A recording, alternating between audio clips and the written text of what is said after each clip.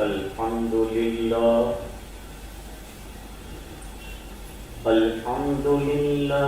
وكفى وسلام على عباده الذين اصطفى خصوصا على أفضلهم وخاتم النبيين محمد الأمين وعلى آله وصحبه أجمعين.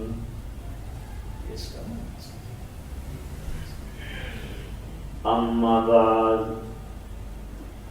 أعوذ بالله من الشيطان الرجيم. بسم الله الرحمن الرحيم. يا أيها الناس قد جاءتكم موعظة من ربكم وشفاء لما في الصدور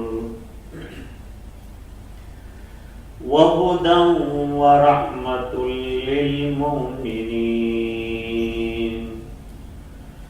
قل بفضل الله وبرحمته فبذلك فليفرحوا هو خير مما يجمعون. صدق الله العظيم.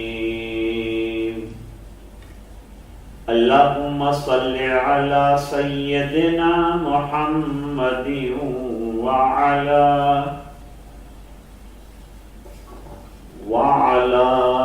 آل سيدنا محمد وبارك وسلم.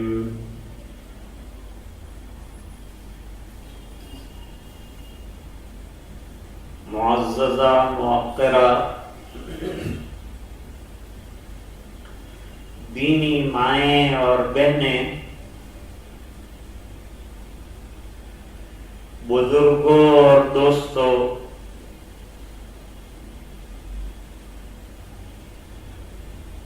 آج کی نشست میں ہماری ایک غفلت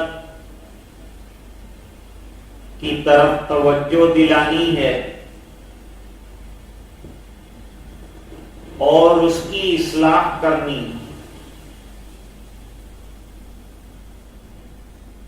یہ بہت سادہ سیدھا بیان ہے،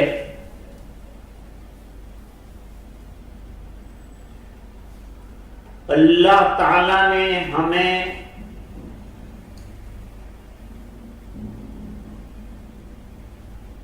ایک بہترین پیغمبر، بہترین نبی عطا فرمایا.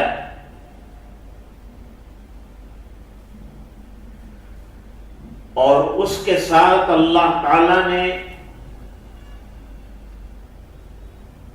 بہترین کتاب بھیجی.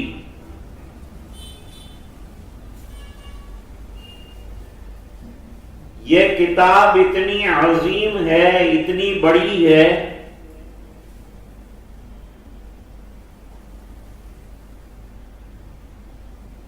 کہ قرآن پڑھنے کی ہمیں اجازت نہیں ملنی چاہیے، کیونکہ ہم اپنی زبانوں سے گندی باتیں بھی نکالتے ہیں،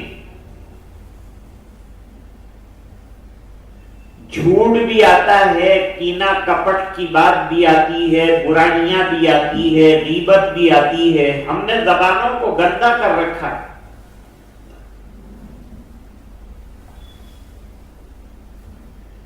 ذکر اللہ کے ذریعے سے زبان پاکیزہ ہوتی ہے اور یہ دنیاوی باتیں کرنے کی وجہ سے جھوٹ سے، غیبت سے گندی ہو جاتی.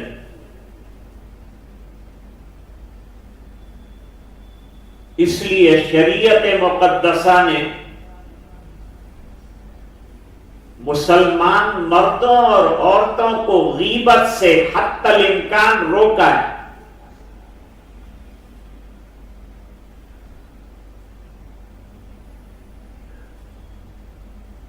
اللہ تعالیٰ فرماتے ہیں وَلَا يَغْتَبْ بَعْضُكُمْ بَعْضًا، تم میں سے ایک دوسرے کی کوئی غیبت نہ کرے۔ غیبت کس کو کہتے ہیں؟ کسی میں کوئی برائی ہو اور وہ برائی کو اس کے سامنے بیان کرنے کے بجائے اس کے پشت کے پیچھے بیان کیا جائے جس سے اس کو دکھ ہو، تو یہ بڑا گناہ ہے۔ اور ایک آدمی میں، ایک خاتون میں کوئی کمی نہیں ہے، ایک برائی نہیں ہے، اور وہ اس کی طرف منسوب کیا جائے، اس کو بہتان کہتے ہیں۔ یہ غیبت سے بھی بڑا گناہ ہے، یہ زبان کے سب گناہ ہیں۔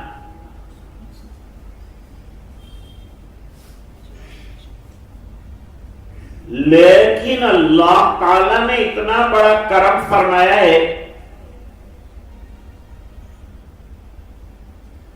کہ یوں کہا کہ تمہاری زبانیں گندی صحیح، غلط صحیح، لیکن تمہیں میرا کلام تلاوت کرنا ہے، قرآن کریم کو پڑھنا ہے، قرآن کریم کی تلاوت کرنا ہے، اور اجر اور ثواب کتنا بڑا بتایا؟ فرمایا کہ ایک حرف کے بیٹھ کر پڑھنے پر 10 نیکیاں اللہ تعالیٰ عطا فرماتے ہیں۔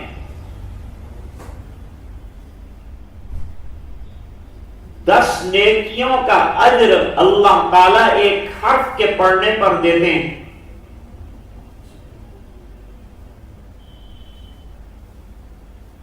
آج کا جو سبق ہے میرا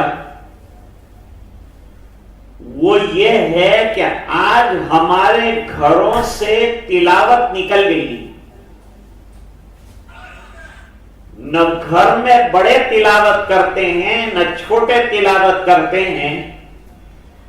گھر کا جو روحانی ماحول ہونا چاہیے تھا، جس کی وجہ سے ہماری اولادیں نیک ہوتی، ہمارے بچے اچھے بنتے، وہ قرآنی ماحول ہمارے گھر میں نہیں رہا۔ ایک دور تھا کہ فجر کی نماز پڑھ کر جس گلی سے گزرو اس گلی سے تلاوت قرآن کی صدائیں آتی، آج گلیوں سے گانوں کی صدائیں آتی، لوگ ٹیلی ویژن پر ایکسرسائز دیکھ رہے ہوتے ہیں، ڈانس دیکھ رہے ہوتے ہیں، اور قرآن کی تلاوت سے دور ہیں۔ قرآن کی تلاوت کیوں کی جائے؟ آخر اس پر کیوں زور دیا جاتا ہے؟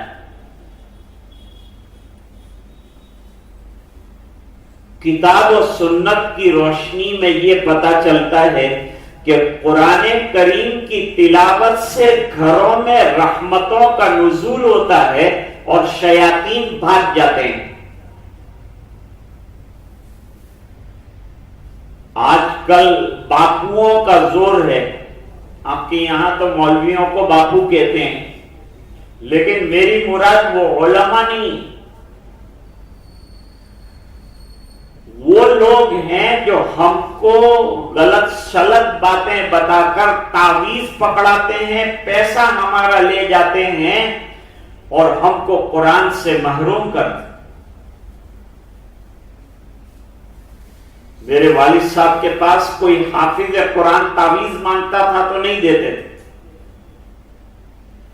کہتے تھے تیرے سینے میں پورا قرآن موجود ہے، اس سے بڑا کوئی تعویذ ہی نہیں ہو سکتا، تو پڑھتا ہے کہ نہیں، تلاوت کرتا ہے کہ نہیں؟ حدیث شریف میں وہ حافظ قرآن جس نے قرآن کریم یاد کر کے بھلا دیا، راتوں کو پڑھنا چھوڑ دیا، ایسے حافظ کے لیے سخت وعید آئی ہے کہ اس کے سر کو پتھروں سے کچلا جائے گا۔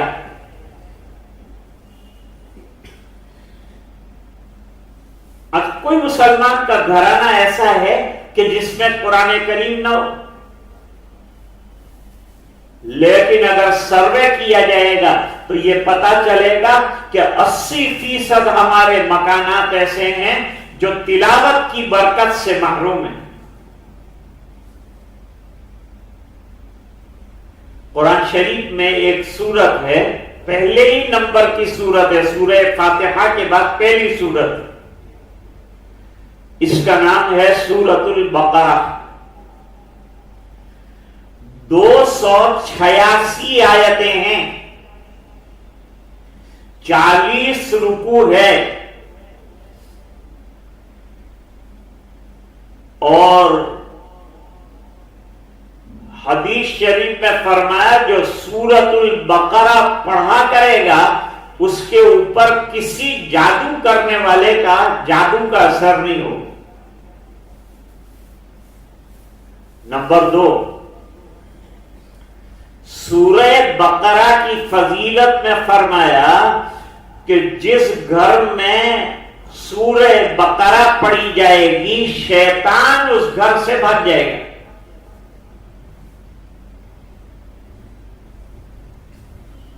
آج میں نے آپ کی خدمت میں 2 واقعات بخاری شریف سے نکال کر پیش کرنے کا سوچا ہے۔ ان میں سے پہلا واقعہ سن لیجئے، وقت ہوگا تو دوسرا واقعہ بھی سناؤں گا۔ واقعے کے ضمن میں بہت سی چیزیں انشاءاللہ آئے گی۔ بخاری شریف میں روایت،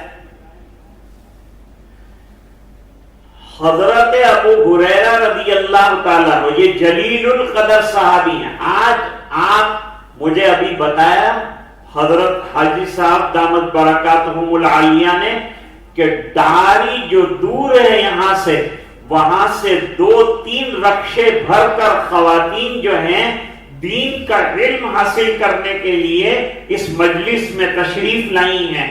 آپ کا دور دراز سے آنا اور علم حاصل کرنا اللہ تعالیٰ مفید بنا دے، فائدہ مند بنا دے، اور یہ مجلس کا نفع اللہ تعالیٰ آپ کو عطا فرمائے، مجھے عطا فرمائے۔ اور جن حضرات نے اپنا مکان دیا اور انہوں نے موقع دیا کہ ہم اطمینان سے بیٹھ کر دین کی بات سنیں، اللہ ان کو بھی جزائے خیر عطا فرمائے۔ اور ہمارے حضرت حاجی صاحب آج بیمار ہیں، اس کے باوجود اس مجلس کے اندر وہ تشریف فرمائے، اللہ تعالیٰ ان کو صحت کاملہ عطا فرمائے۔ حضرت ابو ہریرہ رضی اللہ تعالیٰ عنہ کی تاریخ جانیے، تھوڑی سی مختصر سی، کیونکہ پھر جو اصل بات کرنی ہے وہ رہ نہ جائے۔ قبیلہ دوس کے فرد ہیں حضرت ابو ہریرہ رضی اللہ تعالیٰ عنہ، اور دین قبول کرنے کا ذوق پیدا ہوا کہ میں سرکار کے دست حق پرست پر دین قبول کروں تو راتوں رات اپنے قبیلے سے اندھیرے میں چلے اور اپنا ایک غلام بھی ساتھ لے لیا۔ اس زمانے میں راتوں کو کوئی لائٹیں نہیں ہوتی تھی، چراغ نہیں ہوتے تھے، ہاتھ میں ٹارچ نہیں ہوتی تھی، اندھیرے میں چلے۔ خود فرماتے ہیں یا لیلۃ من طولنا وعنائنا لا انہا من دار الکفر نجتی۔ ہائے ہائے تنہائیوں کی وہ لمبی رات، کوئی بات نہیں، لیکن اس نے دی ہے مجھے کفر سے نجات۔ نماز کے بعد آقا نامدار کے دربار میں حاضر ہوئے ہیں۔ کیوں آئے ہو؟ جواب دیا، حلقہ بگوش ایمان ہونے کے لیے آیا ہوں، دور دراز سے آیا ہوں، چل کر آیا ہوں، پیدل آیا ہوں۔ دین کے لیے قربانیاں دینی پڑتی ہیں، محنت کرنی پڑتی ہے، تب جا کر کے دین زندگیوں میں آتا ہے۔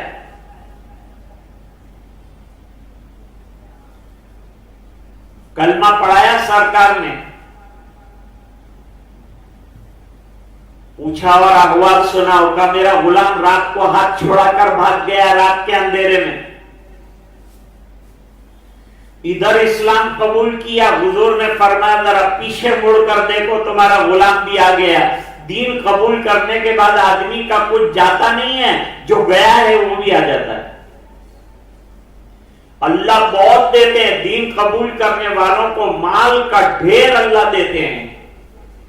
کوئی دیندار قلاش نہیں ہوا، اور قلاش ہوا تو بھی صبر کیا تو اللہ نے اس پر بھی انعامات کی بارش کر۔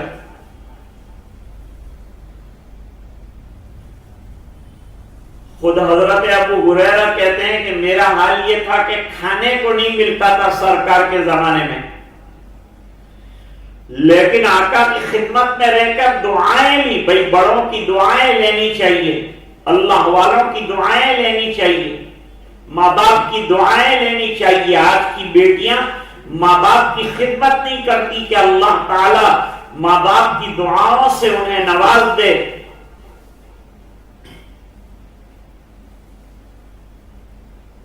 فرماتے ہیں ابو ہریرہ رضی اللہ تعالیٰ عنہ کو حضرت عمر نے ایک جگہ کا گورنر بنا دیا، گورنر بن گئے۔ ایک دن جیب کے اندر ہاتھ ڈالا تو اس زمانے میں بہترین کپڑا جو ہوتا تھا، جو بادشاہ پہنتے تھے، وہ اس کا رومال نکلا، اور وہ رومال سے ناک صاف کی اور اللہ کا شکر ادا کیا کہ ابو ہریرہ تو دیوانوں میں کھپ رہا تھا، تیرے پاس کھانے کو نہیں تھا، پینے کے لیے کوئی نظام نہیں تھا، اور اللہ نے رسول کا دامن تھامنے کی وجہ سے اور سرکار کے نظام کو دیکھنے کی وجہ سے اور آپ صلی اللہ علیہ وسلم کی بات ماننے کی وجہ سے اور اتباع کی وجہ سے تجھے آج اتنا نوازا، دین کی برکت سے اتنا نوازا۔ دین کے بعد اللہ تعالیٰ کسی کو محروم نہیں فرماتے ہیں، اتنا نوازا اللہ تعالیٰ نے کہ وہ کپڑا جو بادشاہ پہننے کو ترستا ہے، اس سے ناک صاف کرنے کا ابو ہریرہ کو موقع مل رہا ہے۔ دین زندگیوں میں آ جائے، اس کی محنت کرو، ہماری اولاد دیندار بن جائے، اس کی محنت کرو، گھرانہ دیندار بن جائے، اس کی محنت کرو، شوہر بیوی کا حق ادا کرنے والا بن جائے، بیوی شوہر کا حق ادا کرنے والی بن جائے، تو انشاءاللہ گھر جنت بن جائے۔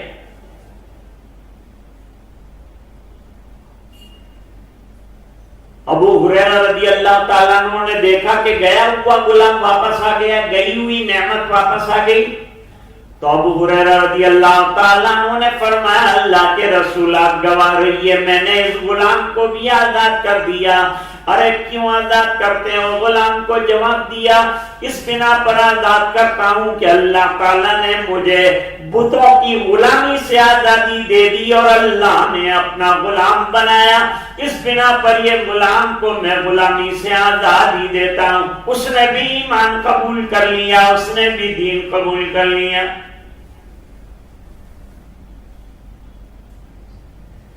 ابو ہریرہ رضی اللہ تعالیٰ عنہ کو سرکار بہت چاہتے تھے، بڑا غریب انسان، دور دراز سے علم حاصل کرنے کے لیے آیا ہے، اور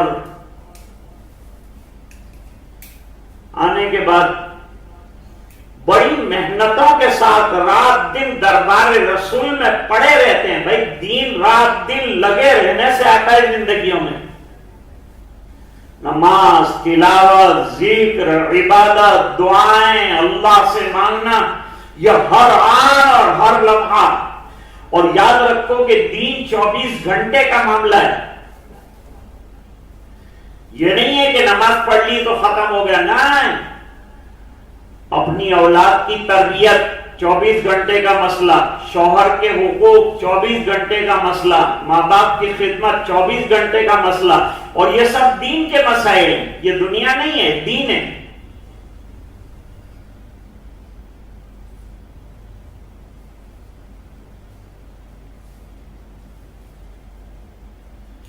ابو ہریرہ رضی اللہ تعالیٰ عنہ کو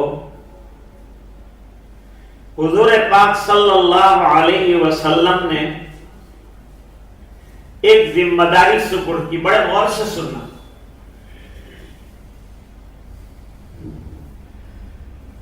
صدقے کے اناج کا جو غلہ تھا، اناج، اس کا جو خزینہ جہاں رکھا ہوا تھا،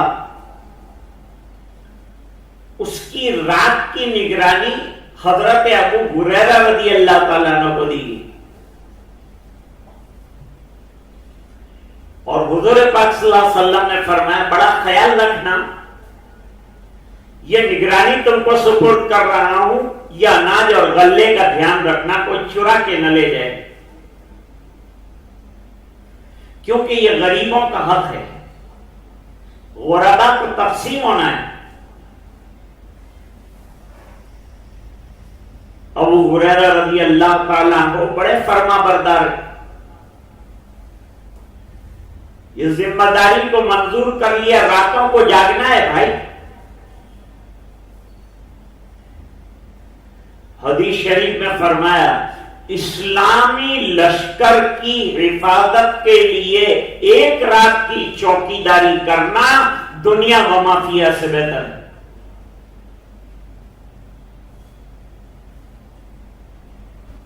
چوکیداری کرنا ڈینجر کام بھی ہے، آسان کام بھی ہے. کچھ اور ہے نہیں، لشکر نہیں ہے سامنے، لیکن پیچھے سے کوئی بات کر دے تو خطرہ ہو سکتا ہے. اس لیے چوکنا رہنا پڑتا ہے، جاگتے رہنا پڑتا ہے.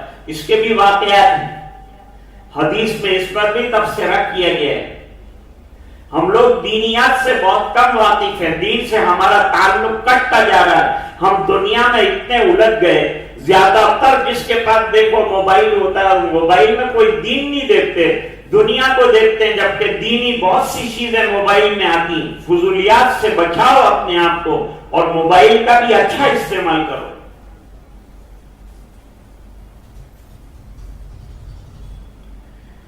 ابو ہریرہ چوکیداری کرنے لگے. ایک بوڑھا شخص آیا تھیلا لے کر. یہ بوڑھا کون تھا وہ تو بعد میں بتاؤں گا. اور وہ اناج لینے لگا، تھیلے کے اندر بھرنے لگا. اناج زیادہ تھا، اس لیے ابو ہریرہ ادھر ادھر چکر کاٹ رہے تھے. پھر نظر پڑی کہ اے بڈھے تو کیا کر رہا ہے؟ پھینک سب تھیلے میں سے نکال لیا. اناج کہاں لے جا رہا ہے بغیر اجازت کے؟ یہ تو غریبوں کا حق ہے. کہ میں بھی غریب ہوں. تو کون ہے؟ کہا میرے بچے ہیں، بہت دن سے کھانا نہیں ملا، کچھ نہیں ملا، تو مجھے اناج لے جانے کی اجازت دے دیجئے. میں ذرا پریشان آدمی ہوں، بوڑھا آدمی ہوں، ذرا رحم کھائیے. تو ابو ہریرہ رضی اللہ تعالیٰ عنہ کو رحم آ گیا. انہوں نے کہا چل آج لے جانے دیتا ہوں، کل تو نہیں آئے گا نا؟ نہیں، کل نہیں آؤں. یہ واقعہ تو یہاں رات کو ہو گیا. پھر وہ اپنے ذکر میں، عبادت میں ابو ہریرہ رضی اللہ تعالیٰ عنہ لگ گئے. صبح دربار رسول میں پہنچے. اللہ کے رسول پر تو وحی آتی ہے جو ہمیں خبریں نہیں ملتی، سرکار کو ملتی. حضرت عائشہ رضی اللہ تعالی عنہ کا درجہ کتنا بڑا ہے.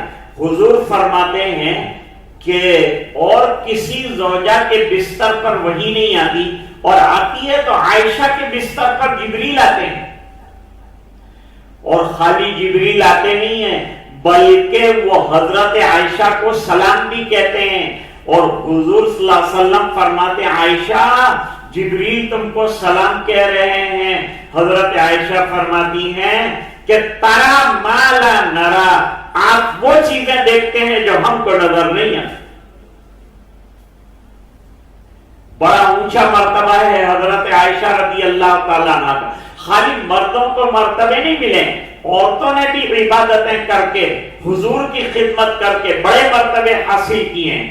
دین پر چل کر بڑے اونچے ولایت کے درجے حاصل کیے. رابعہ بصری رحمت اللہ علیہا کا درجہ دیکھیے کتنا اونچا ہے.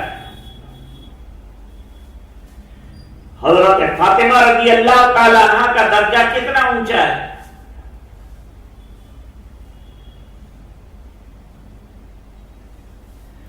صبح میں دربار رسول میں پہنچے. نبی کریم صلی اللہ علیہ وسلم نے پوچھا کل رات کا تمہارا مہمان کا کیا حال رہا؟ حضور آپ کو کیسے پتا چلا؟ فرمایا اللہ تعالیٰ نے بتا دیا. وحی کی روشنی میں. ایک بات یاد رکھیں ماں بہنیں، نبی عالم الغیب نہیں ہوتا. غیب کی باتیں وہ نہیں بتاتا، وہ اتنی بات بتاتا ہے جتنی اللہ اس کو بتاتا ہے، اور وہ وحی کی روشنی میں بتائی جاتی. میرے والد صاحب فرماتے تھے کہ نبی عالم الغیب تو ہوتا ہے، غیب نہیں ہوتا. وہ غیب پوری دنیا کے بتاتا ہے اور ان کو ٹھیک کرتا ہے اور ان کی اصلاح کرتا ہے.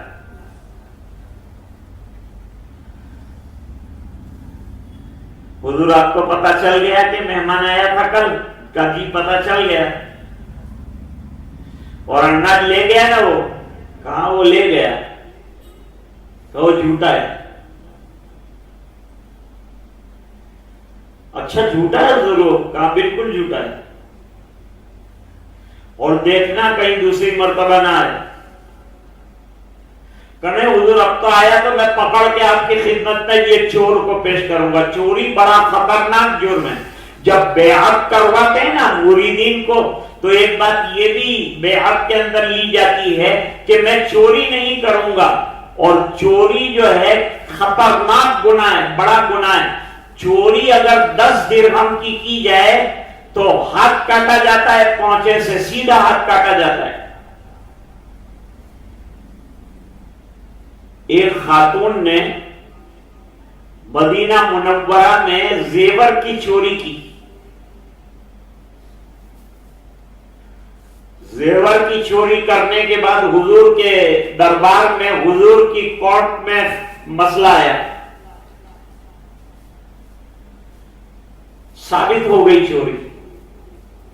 اسلام میں چوری ثابت ہو جائے اور 10 درہم سے زیادہ کی چوری ہو تو ہاتھ جو ہے پونچے سے کاٹا جائے گا. چاہے پھر لاکھوں کی چوری کی ہو، کروڑوں کی چوری کی ہو، ہاتھ پونچے سے کاٹا جائے تاکہ عبرت مل جائے، سبق مل جائے. اور جب تک ہاتھ کٹا رہے گا شرمندگی رہے گی اس چوری کی. لوگوں نے سفارش کی کہ حضور نوجوان لڑکی ہے، ہاتھ کٹ جائے گا تو ہاتھ کے کٹنے کے بعد اس کا رشتہ نہیں ہوگا، عیب دار بن جائے گی. فرمایا عیب بنے تو بنے، لیکن چوری کی ہے تو اسلام اپنا قانون جاری کرے گا. اس لیے عرب ممالک کے اندر سونے کا ہار پڑا ہو تو کوئی لینے کے لیے تیار نہیں ہوتا، اور ہمارے یہاں 4 آنے پڑے ہو تو کوئی چھوڑنے کے لیے تیار نہیں.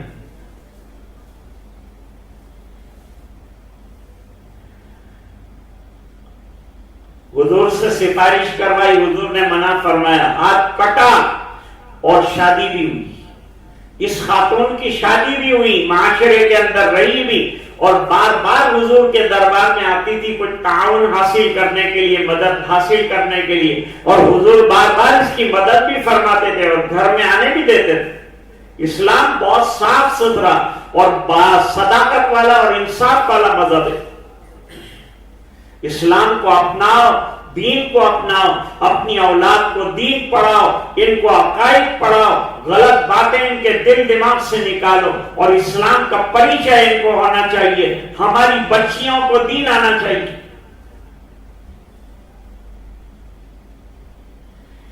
دوسری رات نگرانی کر رہے تھے، پھر وہ بوڑھا گیا.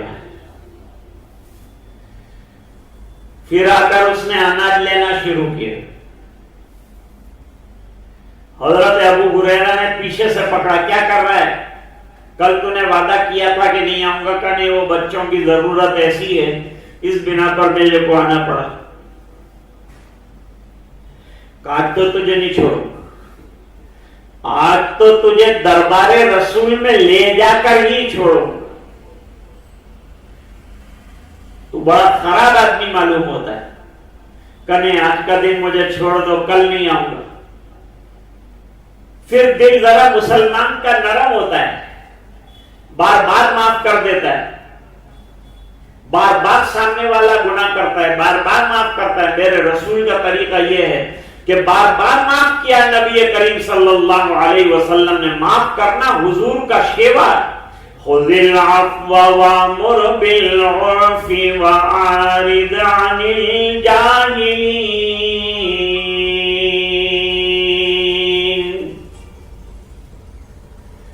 پھر دوسری صبح میں نبی کریم صلی اللہ علیہ وسلم کے پاس ابو ہریرہ پہنچے. آپ نے فرمایا, کیا ہوا تمہارے مہمان کا قصہ؟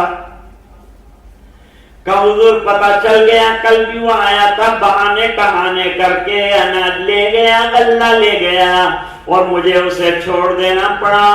کہا وہ آج پھر آئے گا اور وہ جھوٹا ہے. آج تو میں ان کو نہیں چھوڑا. آج تو کوئی بھی حالت کے اندر تمہیں ہمیں لاوی نہ مکی دو. تیسری رات پہلے سے انتظار کر رہے تھے, تب بڈھے جو ہے وہ تھیلا لے کر آئے. پھر اناج اور غلہ کا, آج میں تیرے کو نہیں چھوڑوں گا, آج تو میرے نبی نے کہا ہے اس لیے میں تجھے لے جا کے ہی چھوڑوں گا. دیکھو آج کا دن چھوڑ دو, میں تمہیں ایک چیز بتاتا ہوں, تمہیں ایک چیز بتاتا ہوں, ایک نسخہ بتاتا ہوں, ایک وظیفہ بتاتا ہوں.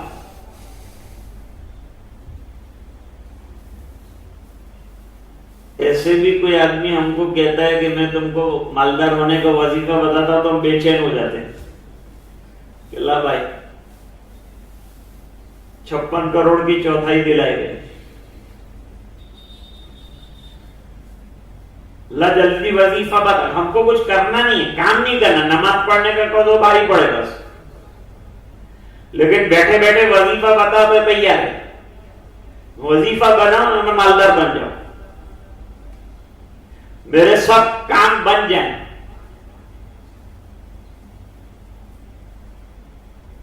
میں اگر یوں کہوں کہ میں ایسا وظیفہ جانتا ہوں کہ تمہارا شوہر تمہارے کنٹرول میں آ جائے تو میرے گھر میں لین لگ جائے.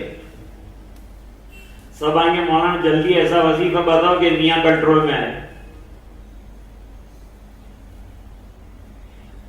اپنے شوہر کو کنٹرول میں لینے کا سب سے آسان طریقہ یہ کہ رات دن اس کی خدمت میں بچ جاؤ, وہ آپ کا ہو جائے گا.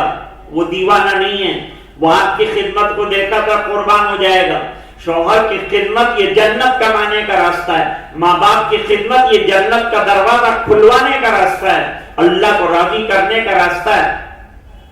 اپنی اولاد کی اچھی تربیت قبر میں ہمارے عمل نامے کو کھلوانے کا راستہ ہے.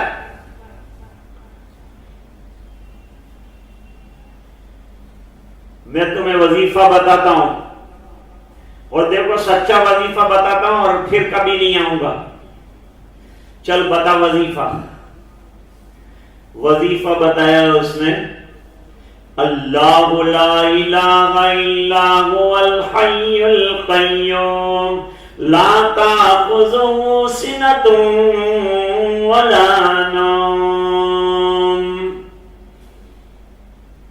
سمجھ گئی ماں بہنیں؟ یہ آیت الکرسی پورے قرآن کریم میں ایسی آیت نہیں ہے جیسی سورۃ البقرہ میں آیت الکرسی ہے. ایک ذاتی نام اللہ ہے, باقی تمام صفاتی نام 10 اللہ تعالی نے بیان فرمائے ہیں. اور آیت الکرسی جو ہے آیتوں کا قرآن کریم کی سردار ہے, اور حدیث شریف میں فرمایا جو اس کو گھروں میں پڑے گا شیطان اس گھر سے روانہ ہو جائے گا.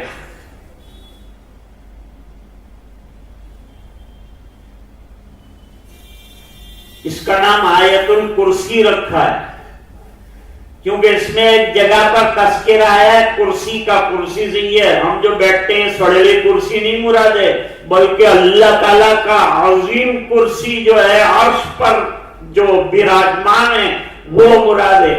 وسع کرسیہ السماوات والارض ولا یؤودہ بینہما. یہ جو آیت الکرسی کے اندر لفظ کرسی آیا ہے کرسی سے مراد علم خداوندی ہے یا واقعی کرسی ہے. اور کیسی کرسی ہے؟ اللہ کی شان کے مطابق کرسی ہے اللہ. اچھی بات ہے آج چھوڑ دیتا ہوں تو نے وظیفہ بتایا ہے اس بنا پر تجھے جانے دیتا ہوں. جانے دیا. صبح میں پھر دربار رسول میں ابو ہریرہ رضی اللہ تعالیٰ عنہ حاضر ہوئے. ابو ہریرہ کا کوئی مکان تھا ہی نہیں دربار رسول کے علاوہ. پھر حاضر ہوئے. کہا تھا نا تمہارا مہمان؟ کہا جی حضور برابر آیا تھا. کچھ بتا کے گیا ہے؟ کہا جی اس نے بڑا اچھا وظیفہ بتایا مجھے. اچھا اسی بنا پر تم نے چھوڑ دیا؟ کہا جی میں نے چھوڑ دیا. حضور پاک صلی اللہ علیہ وسلم نے فرمایا وہ جھوٹا ہے لیکن جو اس نے وظیفہ بتایا وہ سچا ہے. حضور اس نے تو آیت الکرسی بتائی ہے. فرمایا اس نے جو نسخہ تمہیں بتایا وہ جھوٹا ہونے کے باوجود سچا ہے. کہا اس نے کیا کہا تھا بتانے کے بعد؟ کہا اس نے یوں کہا تھا کہ جب تو یہ پڑھ لیا کرے گا تو تیرے پاس کوئی شیطان پھٹک نہیں سکے. حضور پاک صلی اللہ علیہ وسلم نے فرمایا وہ جھوٹا ہے لیکن اس نے سچی بات تمہارے سامنے بیان کی. یعنی آیت الکرسی والا نسخہ بالکل سچا ہے. پھر حضور پاک صلی اللہ علیہ وسلم نے فرمایا جانتے ہو تمہارے پاس کون آیا؟ یہ 3 دن تک تمہارے پاس آنے والا کوئی اور نہیں شیطان تھا. شیطان آیا اور شیطان اپنے آپ کو مکان سے دور رکھنے کا نسخہ بھی بتا کے گیا. اللہ نے شیطان کو بڑا علم عطا فرمایا ہے. ایک مرتبہ حضور پاک صلی اللہ علیہ وسلم نے اعتکاف کیا. سرکار مدنی زندگی میں مسجد بننے کے بعد ہر سال اعتکاف کرتے تھے اور لازماً کرتے تھے. کبھی آپ نے 2 اشروں کا بھی اعتکاف کیا ہے, کبھی آخری اشرے کا ہمیشہ اعتکاف کیا.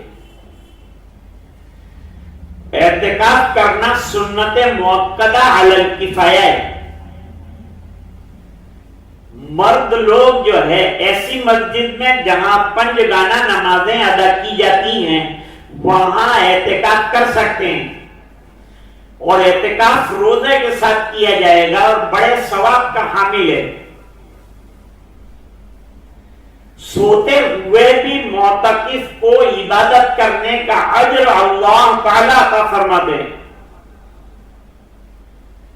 اب آج کل مسجد کے اندر اعتکاف عورتیں نہیں کر سکتی تو عورتیں کیا کریں؟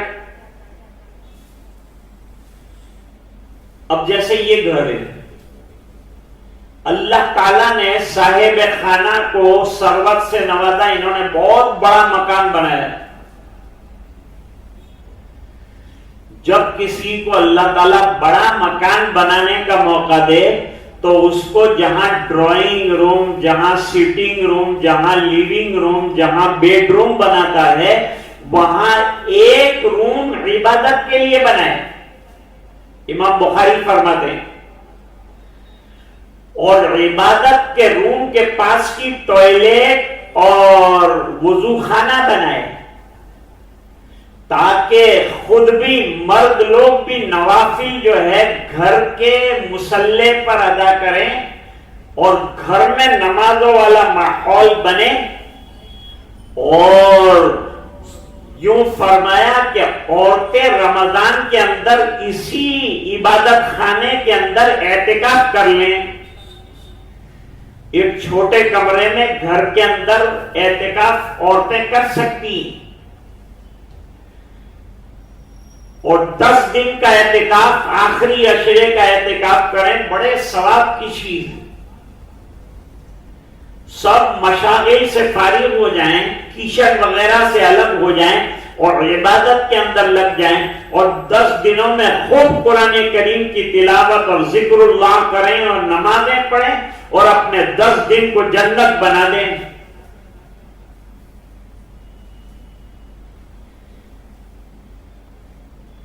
تو آپ صلی اللہ علیہ وسلم نے اعتکاف فرمایا تھا۔ پہلے تو ازواج مطہرات بھی جو ہے وہ مسجد نبوی میں خیمے لگا کر اعتکاف کرتی تھی۔ اب آج کل مسجد میں فتنہ ہو جائے گا عورتوں کے آنے کی وجہ سے، اس لیے مسجد میں روک دیا گیا ہے اور فرمایا گھر کے اندر اعتکاف کر لیا کرے۔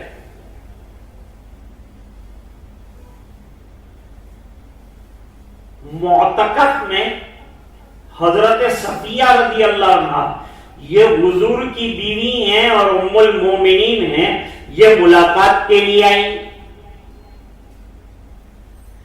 اور ملاقات کر کے واپس جا رہی تھی، حضور مسجد کے دروازے تک چھوڑنے کے لیے آئے۔ شیطان کے بارے میں آپ کو سمجھا رہا ہوں کہ شیطان کتنا خطرناک اور کتنا دھوکے باز ہے کہ ہم کو عبادتوں کے اندر بھی دھوکہ دے سکتا ہے اور غلط کام میں لگا سکتا ہے۔ اس لیے شیطانی وسوسوں سے اپنے آپ کو بچاؤ اور اعوذ باللہ من الشیطان الرجیم کا ورد کثرت سے کرو۔ حضرت صفیہ رضی اللہ تعالی عنہا دروازے کے باہر چلی گئی، 2 صحابہ کرام گزر رہے تھے۔ آپ صلی اللہ علیہ وسلم نے وہ دونوں صحابہ کو بلایا کہ ادھر آؤ، کہ یہ جو خاتون جا رہی ہے نا جن کے ساتھ تم نے مجھے دیکھا، یہ کوئی اور نہیں ہے، میری بیوی صفیہ ہے۔ ارے حضور ہم آپ کے بارے میں کچھ سوچ بھی سکتے ہیں کہ تم نہیں سوچ سکتے، لیکن شیطان یہ سوچ دماغ کے اندر ڈال سکتا ہے، اور ان الشیطان یجری من الانسان مجرى الدم، شیطان انسان کی رگوں میں ایسا دوڑتا ہے جیسے کہ خون رگوں کے اندر دوڑتا ہے۔ اس لیے شیطانی خیالات سے اور وساوس سے اپنے آپ کو بچاؤ۔ حدیث شریف میں اور بھی ایک مضمون آیا ہے، آپ صلی اللہ علیہ وسلم تہجد پڑھنے کے لیے کھڑے ہوئے، تہجد پڑھ رہے تھے آپ، اچانک ایک شیطان نے بلے کی شکل میں حملہ کیا آپ صلی اللہ علیہ وسلم کے اوپر۔ جب حملہ کیا تو حضور پاک صلی اللہ علیہ وسلم نے نماز کے بعد اس کو گلے میں سے پکڑ لیا، گردن میں سے پکڑ لیا، اور گردن میں سے پکڑ کر چاہا کہ مسجد نبوی کے ستون سے اسے باندھ دیا جائے، لیکن حضرت سلیمان علیہ السلام کی دعا یاد آ گئی، اس بنا پر اس کو چھوڑ دیا۔ شیطان سرکار کی ذات پر غلبہ نہیں کر سکتا، اللہ نے شیطان کو حضور کا منقاد اور فرما بردار بنا دیا ہے۔ آج کی نشیش میں ایک واقعہ اور ایک سبق، वाक़या अबू हुरैरा का हुआ और सबक कुरान की तिलावत का हुआ। अब आप तय कर लीजिए कि हमें घरों को कुरान से मुनव्वर करना है। कुरान नूरानी किताब है, जहां पढ़ा जाता है वहां नूर ही नूर फैल जाता है। आज हमारे घरों में जुल्मतें हैं, अंधेरे हैं, परेशानियां हैं, जिन्नात के असरात हैं। ये तमाम असरात को खत्म करने का वाहिद और बेहतरीन इलाज ये है कि कुरान करीम की घर में तिलावत का मिजाज बना दिया जाए। तिलावत करने पर जहां रहमतें बरसती हैं, जहां अनवार बरसते हैं, वही बहुत सी बीमारियां और बहुत सी परेशानियां घरों से रवाना हो जाती। तो आज हमें जरूरी है कि कुरान पढ़ना नहीं आता तो सीखने का इंतजाम करें, क्योंकि कुरान करीम बहुत आसान है। वलक़द यस्सरनल कुरान लिज़्ज़िक्रि फ़हल मिन मुद्दकिर। 60 साल की बुढ़िया भी कुरान पढ़ना चाहे तो पढ़ सकती, और 5 साल की बच्ची कुरान करीम पढ़ना चाहे तो पढ़ सकती। तो अपने आप को कुरान की तिलावत का आदी बना दो। रोजाना 24 घंटे में कोई वक्त निकालो और निकालकर घर में बड़े अदब के साथ बैठकर कुरान करीम की तिलावत करो। नतीजा ये होगा कि अल्लाह ताला बहुत सी बुराइयों से और बहुत सी खराबियों से बचा देंगे। घर का माहौल निहायत नूरानी हो जाएगा और हमारे बच्चे भी तिलावत करने वाले बन जाएंगे। जब तिलावत करने वाले बनेंगे तो नमाज पढ़ने वाले भी बन जाएंगे। जिस घर में नमाज हो जाए वो घर जन्नत का एक बागीचा बन जाता है। हदीस शरीफ में फरमाया, अपने घरों को कब्रिस्तान मत बनाओ। पूछा गया, घर कब्रिस्तान कैसे बन जाएगा? हुजूर पाक सल्लल्लाहु अलैहि वसल्लम ने फरमाया, जिस घर में तिलावत कुरान न हो वो कब्रिस्तान है, क्योंकि कब्रिस्तान में मुर्दा तिलावत नहीं कर सकता, और वो घर जिसमें नमाजें न हो वो घर कब्रिस्तान है। इस बिना पर के कब्रिस्तान में मुर्दा नमाज नहीं पढ़ सकता। कब्र के अंदर अल्लाह ने जिंदगी अता फरमाई है, कीमती मौका अता फरमाया है, हमें कीमती लम्हाते जिंदगी अता फरमाए हैं। इससे पूरा फायदा उठाएं, पूरा इस्तेफादा करें और भरपूर फायदा उठाकर हर घर में कुरान है उसे पढ़ना शुरू करें। ये परेशानियां जो नजर आती हैं रात दिन की, अल्लाह ताला कुरान करीम की बरकत से, नमाजों की बरकत से ये तमाम परेशानियों को खत्म फरमाएंगे। आप दूर दराज से सुनने के लिए तशरीफ लाएं। कल एक और बयान है इंशाअल्लाह, वो भी इसी तरह से 3:30 बजे जो है शुरू होने वाला है। कहाँ है ये तो मुझे मालूम नहीं, अभी मौलाना उसामा साहब जो है उसका ऐलान फरमाएंगे। उसके मुताबिक जो है कल भी ये जो बुजुर्ग जिनके घर में आज हुआ है बयान, कल उन्हीं के दूसरे मकान में जो है इंशाअल्लाह दीन की बात होगी। आज का एक वाकया रह गया है, कल वो वाकया इंशाअल्लाह वहां सुनाऊंगा, और एक ही मौजू पर मेरे 2 बयानात आपको मिलेंगे। अल्लाह ताला आपका बैठना कबूल फरमाए, दीन पर चलने की हमें तौफीक अता फरमाए। अल्लाह ताला ने दीन के खातिर जमा होने के जो ये लम्हे अता फरमाए, अल्लाह ताला इसकी बरकत से हमारी नस्लों में दीन को जिंदा फरमाए और उनको दीनदार बनाए। आज सबसे ज्यादा अगर जरूरत है तो इस बात की जरूरत है कि हम दीनदार बने। हम मालदार भी हैं, हम आयालदार भी हैं, हम मकानदार भी हैं, हम दुकानदार भी हैं। अब हम ईमानदार बन गए और अल्लाह ताला के लाए हुए फरमान जो सरकार ने पेश किए हैं उन पर अपनी जिंदगी गुजारें। एक बार फिर मैं आपका शुक्रगुजार हूँ। کہ آپ نے وقت دیا اور دین کے خاطر دیا. اللہ تعالیٰ آپ کو جزائے خیر عطا فرمائے, بہترین بدلے عطا فرمائے, نسلوں میں دین کے فیصلے فرمائے. وآخر دعوانا ان الحمدللہ رب العالمین.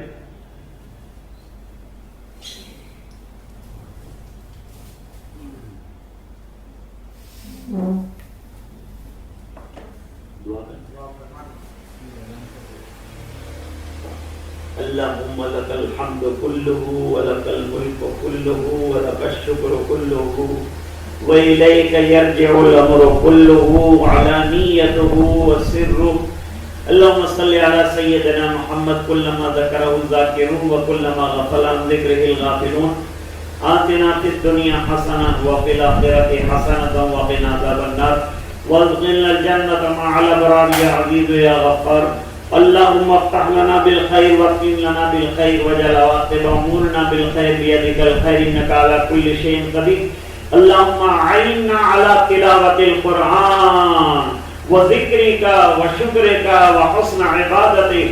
اللهم وفقنا لما تحب وترضى عدد ما تحب وترضى من القول والعمل والنية والهدى انك على كل شيء قدير.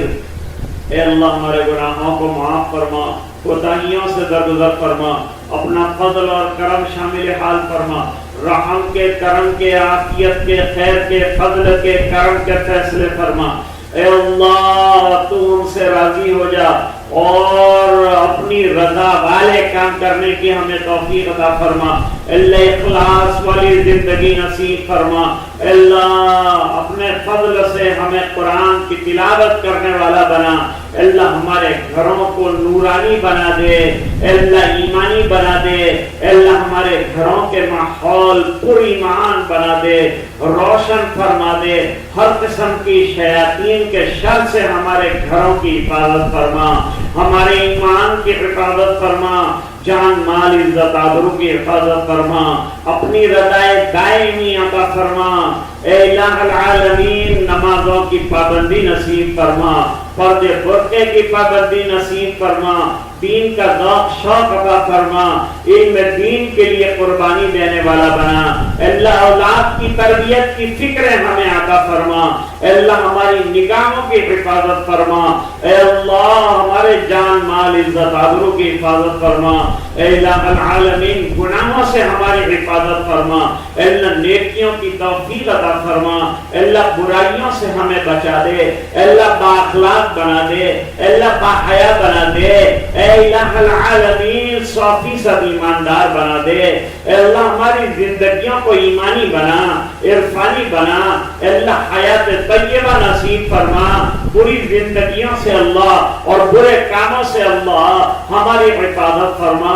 اللہ ہماری نسلوں کی حفاظت فرما, ہماری اولاد کی حفاظت فرما, آبادی سے حفاظت فرما, آزادیوں سے حفاظت فرما. اے اللہ تیرے دین کا شیدائی بنا, 100% دیندار بنا. اللہ تیرے دین پر مر مٹنے کا جذبہ ہمارے اندر پیدا فرما. اللہ گھر میں نمازوں کی پابندی نصیب فرما. اللہ گھر کے افراد کو 5 وقتہ نمازوں کی پابندی نصیب فرما. اعمال صالحہ کی توفیق عطا فرما. برائیوں سے اللہ حتی الامکان ہماری حفاظت فرما. اے اللہ سچی توبہ کرنے والا بنا. اے اللہ سچی توبہ کرنے والا بنا. تیرے دربار میں رونے والا بنا. اے اللہ ہاتھ پھیلانے والا بنا. اے اللہ تجھ سے مانگنے والا, تجھ سے لینے والا بنا. اے اللہ یہ جمع ہونے کو قبول فرما. اے اللہ بیماروں کو شفا عطا فرما, پریشانوں کی پریشانیاں دور فرما, جو الجھنیں ہیں کہ الجھنیں دور فرما. اے اللہ جو دلوں میں مرادیں ہیں اپنے فضل سے وہ تمام مرادوں کو بھر لیا, پورا فرما. غیب سے تکفل کے فیصلے فرما. اے اللہ جب تک زندہ رکھے ایمان پر زندہ رکھ, جو وقت آتے ہو کلمے والی موت عطا فرما. اے اللہ یہ دعائیں اپنے فضل و کرم حبیب پاک صلی اللہ علیہ وسلم کی برکت سے منظور فرما. برحمتک